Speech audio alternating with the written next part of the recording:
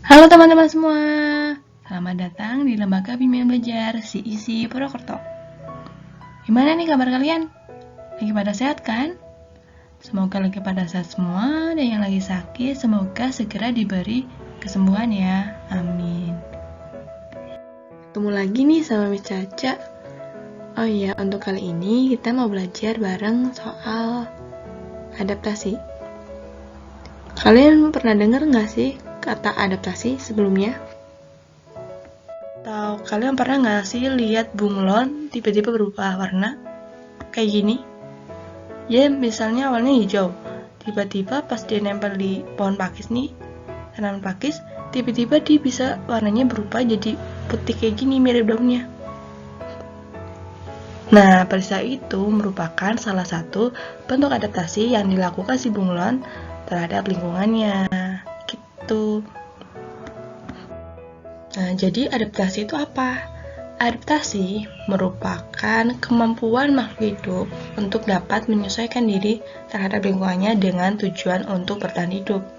Nah, kayak yang tadi nih, si bunglon. Bunglon itu dia bisa berubah warnanya, atau itu kemampuannya disebut mimikri, untuk dia bisa sembunyi dari hewan yang akan memangsa bunglon, ataupun dia bersembunyi untuk dia bisa mengelabui mangsanya gitu. Nah, adaptasi ini itu ada beberapa jenis. Dia dibagi menjadi 3. Yang pertama ada adaptasi morfologi, yang kedua ada adaptasi fisiologi, dan yang terakhir adalah adaptasi tingkah laku.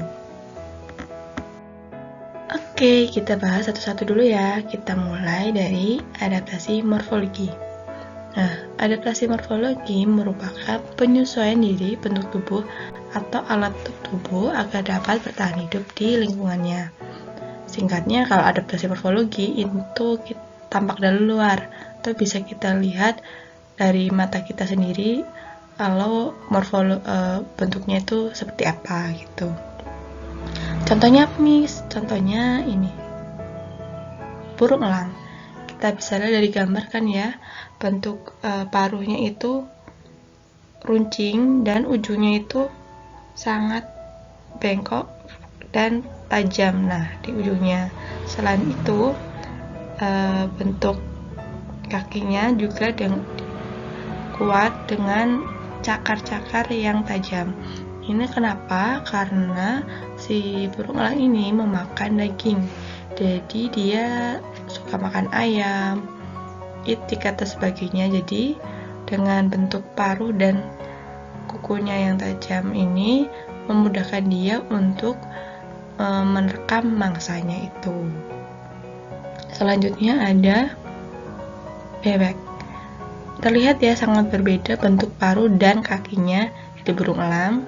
Nah, ternyata bebek ini kan mencari makannya di air, bisa di sungai gitu atau di mana rawa. Nah, bentuk kakinya yang berselaput ini memudahkan dia untuk berjalan maupun berenang di air, di sungai gitu misal. Nah, bentuk paruhnya juga seperti ini. Bentuknya paruhnya pipih ya, dan ternyata di ujungnya itu ada bagian seperti sisir. Nah, ini memudahkan si bebek ketika mencari makan di sungai gitu. Yang terakhir ada ayam. Nah, beda lagi ya bentuk paruhnya dan kakinya. Nah, ayam ini kan memakan biji-bijian ya di daratan. Jadi, bentuk paruhnya ini menyesuaikan, dimana pendek tapi runcing. Jadi, dia mudah untuk mengambil makanan yang biji-bijian itu. Kakinya juga tegap dan panjang ya. Nah, ini memudahkan dia untuk dapat mencari makanan. Terutama pun biasanya suka nyakar-nyakar di tanah. Nah, itu fungsinya kakinya. Gitu. Nah, tadi kan udah ya contoh pada hewan. Terus kalau di tumbuhan itu ada nggak sih, Miss?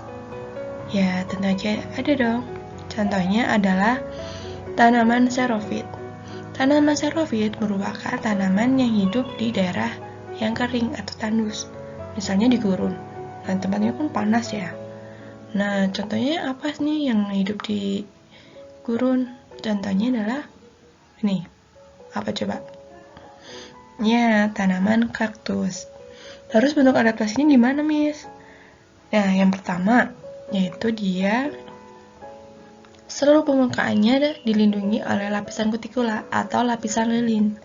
Nah, dengan adanya lapisan ini, maka si kaktus dapat meminimalisir terjadinya penguapan di seluruh tubuhnya.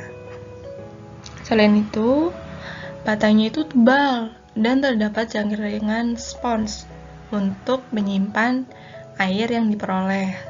Nah, itu gunanya jaringan sponsnya. Terus yang ketiga, daunnya bermodifikasi menjadi duri.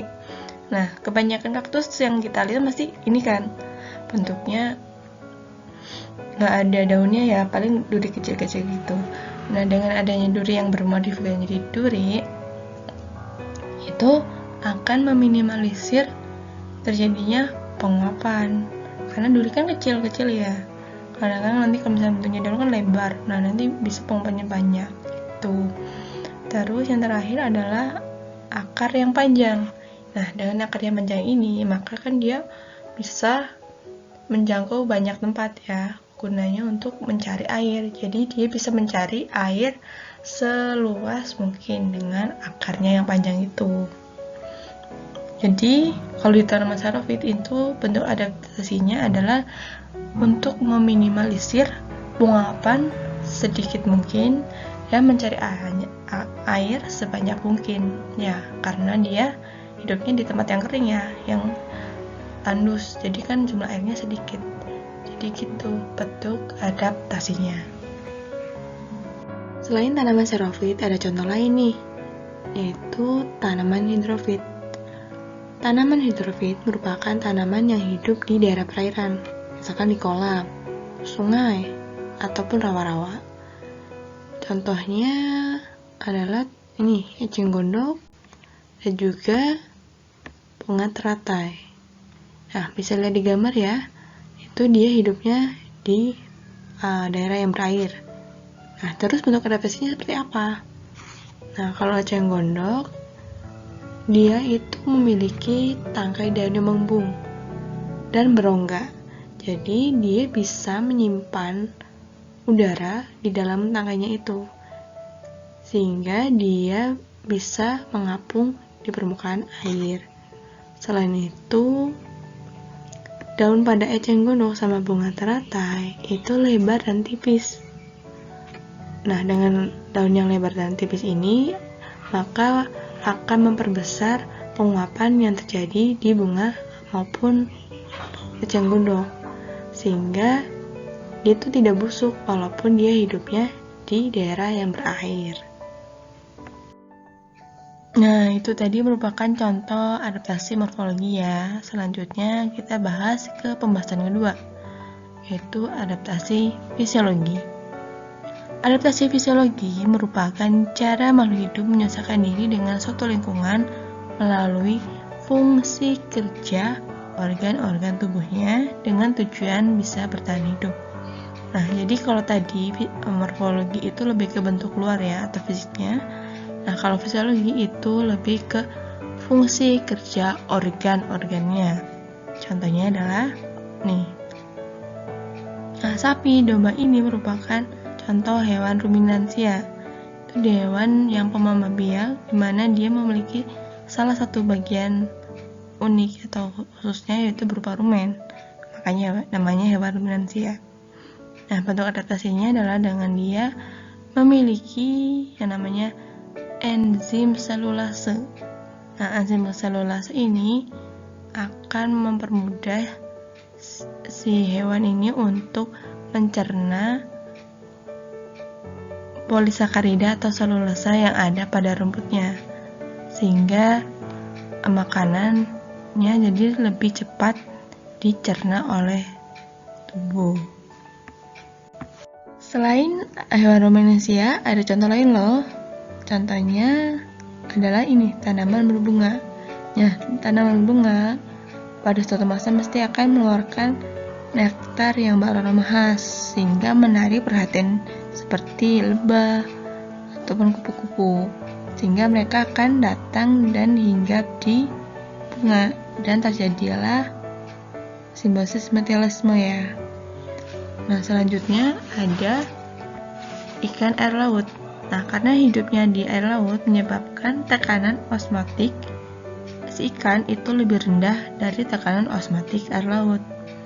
Nah, agar tidak mati kekeringan di air, maka si ikan itu akan beradaptasi dengan banyak minum dan sedikit mengeluarkan urin. Seperti itu. Selanjutnya ada ikan air tawar. Nah, kalau ikan tawar, berarti kan tekanan osmotiknya lebih tinggi dibandingkan tekanan osmotik air tawar. Nah, jadi bentuk adaptasinya adalah dengan sedikit meminum air dan banyak mengeluarkan urin, sehingga dia tidak kelebihan air ataupun kembung. Nah, itu tadi merupakan contoh adaptasi fisiologi. Kita lanjut ke pembahasan yang ketiga, yaitu adaptasi tingkah laku. Adaptasi tingkah laku merupakan cara makhluk hidup menyesuaikan diri dengan suatu lingkungan melalui perubahan sikap dan tingkah lakunya dengan tujuan bisa bertahan hidup. Contohnya apa? Yang pertama ini ikan paus ya. Nah, bisa dilihat pada gambar itu ikan paus sedang muncul ke permukaan. Nah, dengan tujuan untuk bernafas atau mengambil oksigen yang ada di permukaan air. Kedua, ada beruang. Nah, beruang jika di masa musim dingin itu akan melakukan hibernasi atau tidur dalam jangka panjang. Kenapa? Karena pada musim dingin kan makanannya ketersediaannya sedikit. Jadi dia menghemat energi dengan melakukan hibernasi. Yang ketiga yaitu cicak. Nah, kalau ini mungkin kalian familiar ya. Nah, cicak ini kalau misalkan dia lagi terdesak atau ada di kondisi yang tidak menguntungkan, dia bisa memutuskan ekornya. Nah, kemampuan ini disebut ototomi. Nah, itulah bentuk-bentuk adaptasi pada makhluk hidup. Jadi adaptasi itu ada 3 ya, ada morfologi, fisiologi, sama tingkah laku. Nah, misalkan ada informasi atau kata-kata yang salah, bisa kalian koreksi ya di kolom komentar. Atau kalau kalian punya contoh bentuk-bentuk adaptasi yang lain, bisa banget kalian tulis di kolom komentar. Kita belajar bareng. Mungkin untuk video kali ini cukup dulu ya. Makasih udah mau nonton dan belajar bareng sama Miss Caca. Kita ketemu lagi di pembahasan video selanjutnya. Bye-bye.